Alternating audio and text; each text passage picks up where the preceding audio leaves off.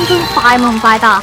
意思啊，新年成日食油膩嘢，有冇消滯小貼士呢？記住消滯三部曲：第一，飲山楂陳皮茶可以消滯理氣、化油膩；多食白蘿蔔都係脾胃嘅清道夫；多啲按中滿月、足三里，即刻消滯。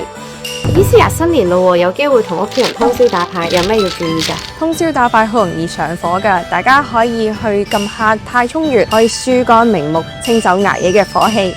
意思新一年咧有啲咩新嘅健康建議可以俾大家呢？新嘅一年咧，大家可以試下養成一個朝早起身拍一拍膽經嘅習慣。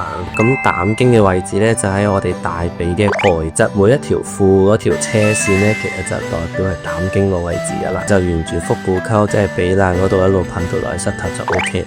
咁多啲拍呢條經絡咧，就可以有呢一個排毒啦、去水腫嘅功效。新年送禮咧，有啲咩送禮推薦啊？百年陳皮勝黃金，陳皮理氣健脾、燥濕化痰，係解決新春消化不良嘅好幫手。如果送禮都可以考慮下㗎。意思啊，新年咧小朋友食太多糖啊、年糕咧，唔肯食正餐，會點算啊？家長咧可以幫小朋友按板門，咁其實咧就係我哋俗稱魚際嘅一個位置，咁就喺拇指最大最肥厚嗰個肉按揉佢，其實就已經有一個招食嘅一種作用。就祝大家馬年大吉，希望大家新一年馬到功成。新嘅一年，祝大家新年快樂！恭祝大家馬年行大運。咁嚟緊農曆新年啦，都祝大家新年快樂，心想事成，身體健康。